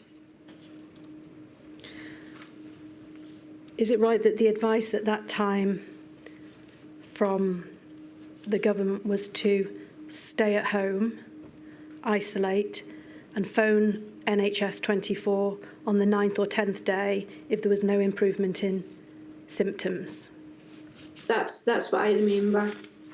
The type of work that I did at that time, I knew all the rules very, very clearly. So I remember that's the way it was at that time. And I think by the 9th or 10th day of Andrew's isolation, he didn't seem to be making an improvement at that point. No, he didn't. It was just staying the same or getting a bit worse. So I think you advised Andrew or his girlfriend to call NHS 24. I did, yes. I just thought that was the best thing to do to get advice. And they did that. They did make that call, although I wasn't present for the call. But they did do that. And what advice were they given? Andrew had to speak to the call handler himself. I think they wouldn't speak to his girlfriend, they had to speak to him. I think it was a 15-minute call. I do have the report. And he had to describe his symptoms, which he did. He had a cough. His girlfriend felt that his breathing was heavier, fluctuating temperature, tiredness, and he was very thirsty.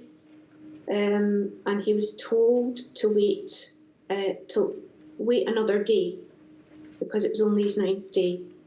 And the advisor also said that he was to try and get through things, through his symptoms. Is it right that at that time you were aware that the local hospital was at full capacity?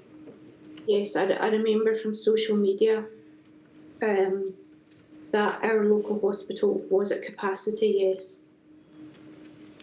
So the following day, which was New Year's Day, I think, after Andrew had placed that call to NHS 24, I think you had some contact with him by telephone and by messenger. Is that right? Yes, we kept in touch. He felt slightly better the next day. And I remember hearing other patients that this could be a trend, that on your 9th, 10th day you could feel a bit better, and then after that there was a slump, but we didn't know that at that time. I just know that now. But yes, we made contact, and I just wanted to check if they needed anything, if they wanted dinner. We made sure that they had food, that they had fresh things and some meals. And he was keen. He felt well enough and keen to have his dinner. So we arranged to drop off New Year's Day dinner, which they would pick up. You know, we didn't actually meet with them, but we would drop it off and they would pick it up. So you left it on the doorstep, as it were? Yes. And that was early in the evening of New Year's Day, is that right? Yes, And then I think later that evening, there was a call between yourself and Andrew's girlfriend when she said she was worried about Andrew's condition. Yes, she just felt that he was different. There was just a change in him, and I remember it was the colour of his lips, and he just seemed he was starting to feel confused or appear confused. And we had a phone call together, myself and Andrew's girlfriend, and it was during that call that he became unresponsive. And I could hear the panic in her voice. And what did you tell her to do then? I told her to phone an ambulance, 999, straight away, which she did. I think the ambulance call handler gave Andrew's girlfriend instructions over the phone on how to perform CPR, cardiopulmonary resuscitation, on Andrew. And she was attempting to do that, is that right? Yes, she did. She did. I think then you, your husband and your daughter went straight round to Andrew's apartment and went inside to help. That's just a short drive away, I think, from where you were living. We did. We went round and we went straight into the apartment. We just didn't think that there was a danger of infection. It was just something that we just did an automatic pilot. We just went straight in, and we found Andrew on the living room floor, and his girlfriend was performing CPR. And I think at the time that you arrived, Andrew, you were able to see his lips were blue and his eyes were half open. And Andrew's girlfriend asked you to check for a pulse, and you couldn't feel any pulse at that point. Is that right? Yeah, I couldn't feel anything. I could hear the ambulance service person on the phone giving his girlfriend instructions. I was in the living room on the floor with Andrew and his girlfriend, and my husband and my daughter were in the hallway. And I think you were then holding Andrew's hand while his girlfriend performed CPR. Yes. And paramedics then arrived within a relatively short time. Yes, I don't have the exact time, but it seemed fairly quick. I believe that 2 ambulance crews arrived and the doctor that was on call, and I'm sure there was 5 medical professionals in the apartment. So that seemed to be 4 paramedics and a doctor of some description who you thought, I think, might have been a critical care anaesthetist. Is that right?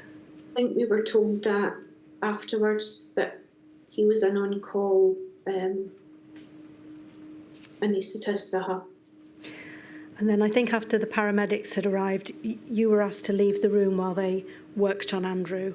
And so you were outside the living room door, but the door was open and you were able to see the paramedics working on him for quite a period of time, about 20 minutes. Is that correct? I think it was 20 minutes. I think at the end of the 20 minutes, the doctor came and spoke with us, and I think he told us it had been 20 minutes. Thank you.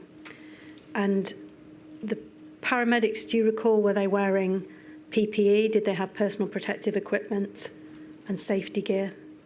They did. They had full masks and suits, and I remember seeing a few of them, and they were perspiring a lot. It must have been very uncomfortable. When the doctor spoke to you after they had been working on Andrew, I think you were asked whether Andrew had any allergies or if he'd taken any medication. And you explained that Andrew just had hay fever. And you went to look in the kitchen bin to see if there was any signs of any medication that he had taken. Is that correct? That's correct, but I couldn't see anything. I wasn't really sure what they were looking for, but there was nothing. The doctor at that point, I think, explained to you that the paramedics hadn't been able to get his heart restarted, and Andrew was going to be taken to the local hospital. And I think there were some difficulties in getting Andrew out of the apartment because it was 3 floors up. So there was some difficulty in getting him down the stairs and out into the ambulance. Yes, I think there were 4 staff carrying the, I've forgotten the name of it. They were carrying him, and he kept slipping off, and I would have to stop and try and put him back on again. My husband, I couldn't look at it, but my husband was there and he tried to help. I think once Andrew was placed into the ambulance, he was taken straight away to the local hospital and you followed in your car. We did. And that journey didn't take very long, about 15 minutes, is that right? That's right. And then what happened when you arrived at the hospital? When we arrived at A&E, we had to tell them who we were, and they eventually took us into a room and asked us to wait. Andrew's girlfriend was in that room with us. Her family had arrived at the hospital, so they were taken to a different room because they were from a different household. At that time, I still thought they would be able to resuscitate him. I just didn't realise that COVID could be fatal for younger people.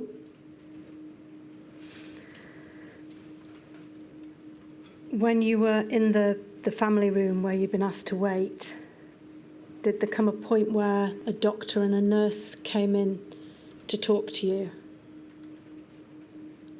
Yes, I don't know how long it was, but a female doctor and a senior male nurse came in, and they told us that Andrew had passed away. And did they tell you what had caused Andrew's death? They told us that he'd had a blood clot, a pulmonary embolism, and that it had been caused by COVID, and the damage that it had done was irreversible. And I just couldn't understand how that was possible. He was young. I remember the advice at the time was that we were to look out for the elderly and the vulnerable, those that were most at risk. And I couldn't understand why someone at 28 years old this could happen to. And I think you spoke to the doctor and asked her about that.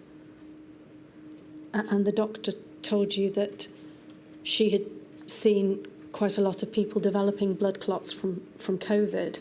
Is that correct? Did, and she also said that they had been seeing it in younger patients too, which I was really shocked about, because we were not aware of that, and as far as I know, nobody else was aware of that. It didn't seem to be in the public domain that younger people could be at risk. And were you able, on that occasion, to talk to the doctor and ask questions about what had happened? We did. We sat for a while in that room and asked questions. But I think we probably ran out of questions. We were just in shock. And I think it was the next day that I had more questions, and I had phoned back the hospital to ask more questions. We'll come on to that in a moment, Mrs. Steele. I think you had some questions about whether Andrew had been able to get to the hospital, or been taken to the hospital earlier, whether that could have made a difference in terms of the kinds of treatment that could have been tried for him. She did. The doctor explained that the blood clot, his death would have been instant. She said that there were treatments for blood clots, but it wasn't straightforward. They can have complications, and even if he had got there earlier, it might not have been successful.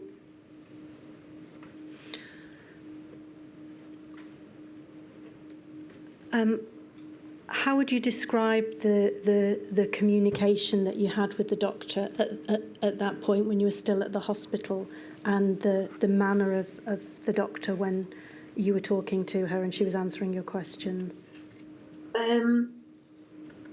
I found the female doctor and the male nurse, I found them quite helpful, quite compassionate. I think, they did very well.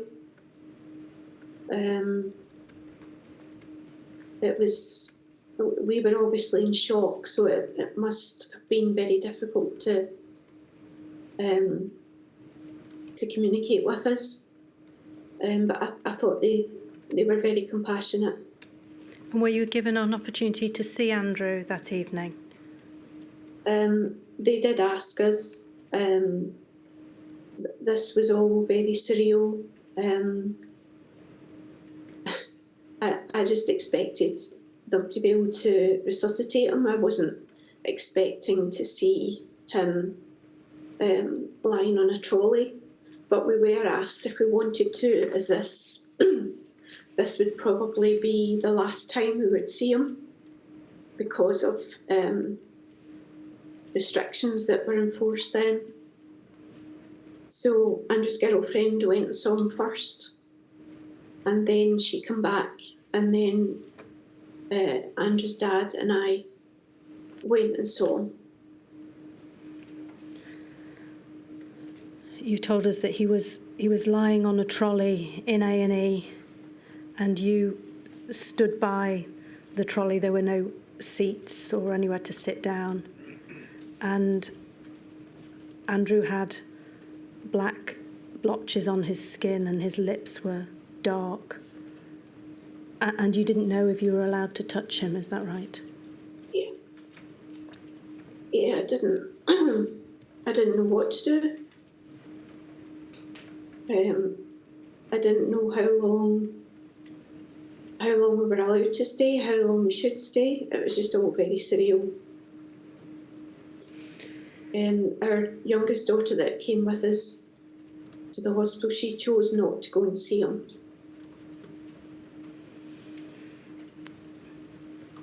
And you were given a folder with some information about how to register a death and make funeral arrangements and so on.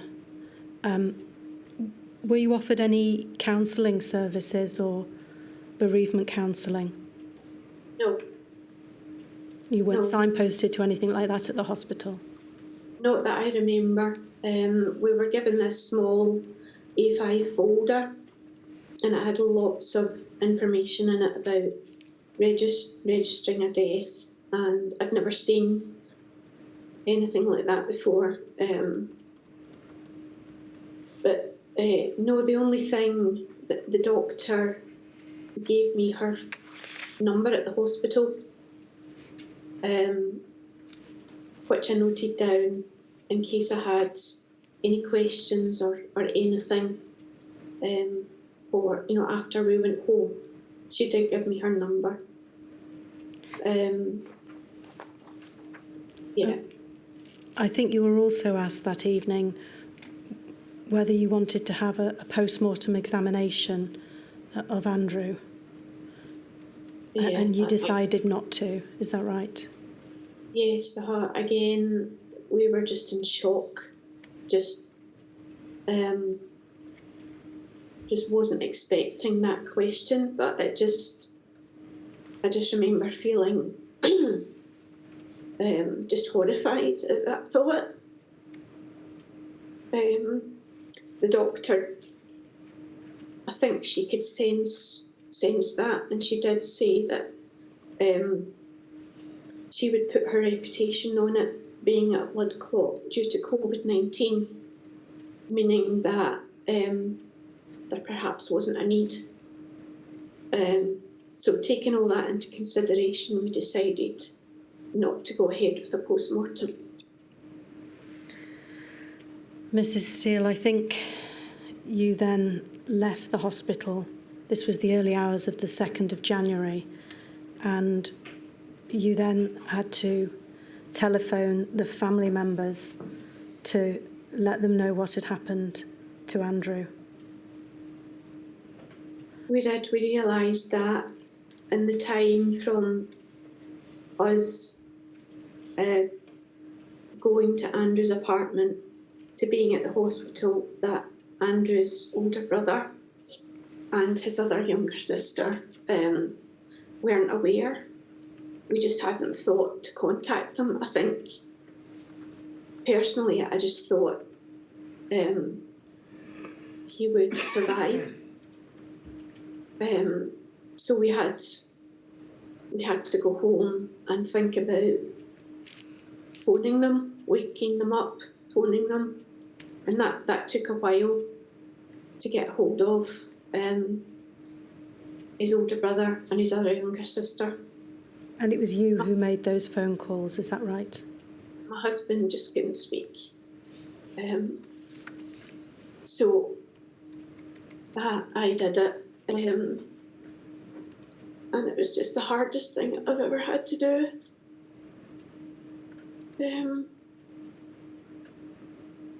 I just knew that it would cause him pain.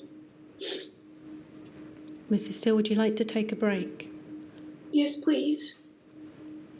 I'd only say this, Mrs. Steele, of course have a break if you want. It's just I've dealt with a lot of distress witnesses over the years, and sometimes people find it just to get it out of the way, whereas opposed if you have a break, but it's entirely a matter for you. Do you want to just have a glass of water, and then, as I say, if you wish to have a break, you must do so. Just sometimes people would rather get it done, and we haven't got that much more for you anyway. I have your written statement, and I can read that. So just take it shortly, Ms. Steele. So please just say though, Mrs. Steele, I don't want you to feel I'm putting you under any pressure. Thank you. No, I'm fine. I'm fine. Thank you, my lady.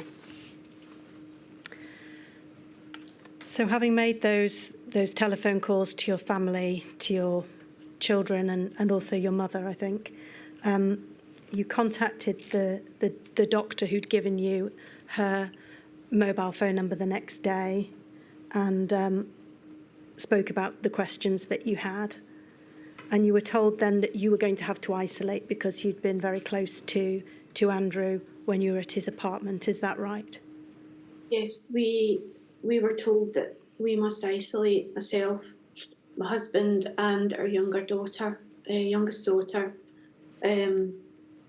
So we had no symptoms. So there was no road for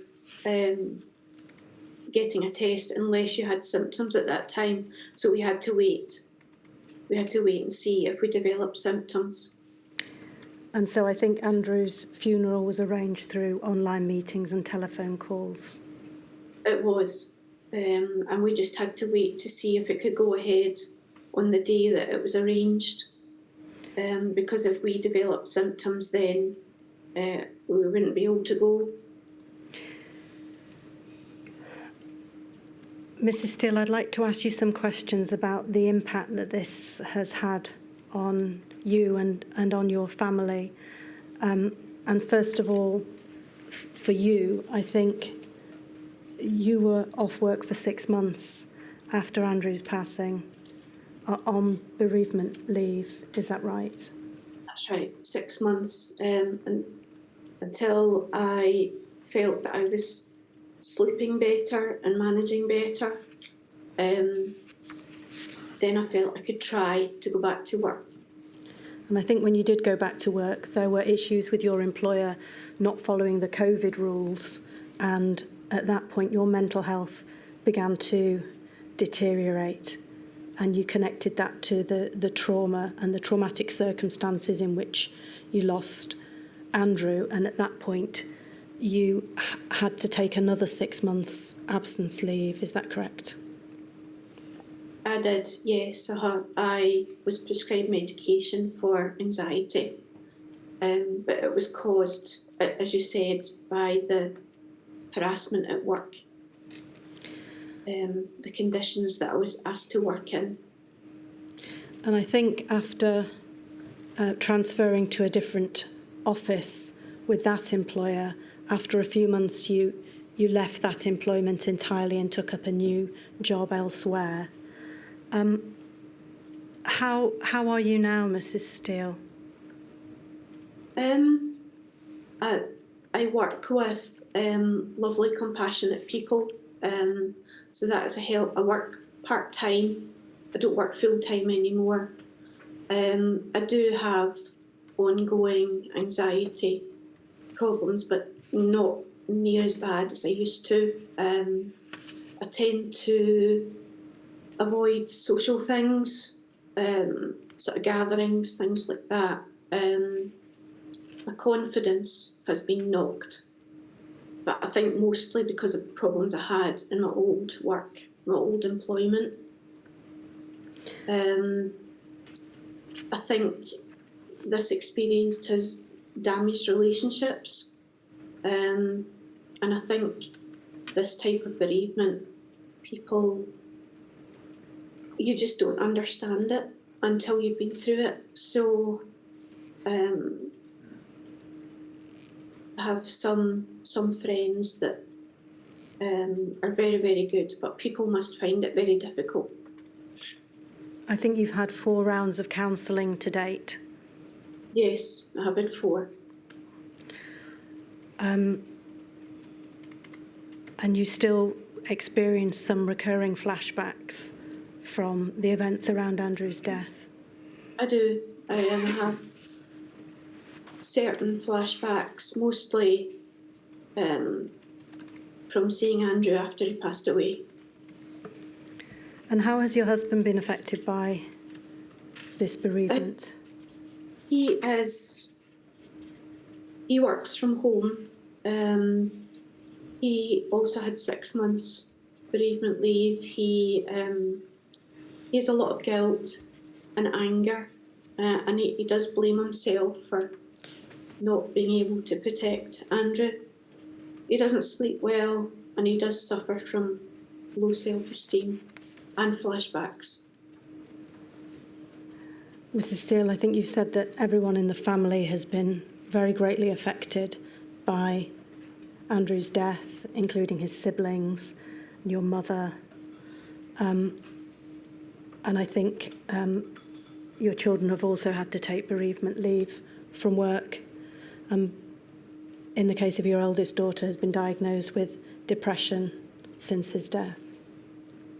She was. She is better now, but I was very, very worried about her for a while. Thank you very much, Mrs. Steele. I realise that this won't have been easy at all. I've no more questions for you. Thank you, Mrs. Steele. Mrs. Steele, I know you were very nervous about giving evidence, but you've been so brave, and I'm really grateful to you. I hope you haven't found it too distressing. I suspect once we stop, you will possibly break down, but that's probably a good thing. Let all the emotion out. I know how difficult it is for people who've suffered the kind of tragedy you have to give evidence, but it's so important that not only I hear, but that the world hears your kind of story, and then we can try and make recommendations to ensure that things are better in the future. No parent should have to lose a child. So I know how difficult it was, and thank you. Thank you. Thank you. Thank you very much. Right, I think probably it's time to take a break. I think there's a limit to how much we can all take in a half day. 10 o'clock tomorrow. All rise.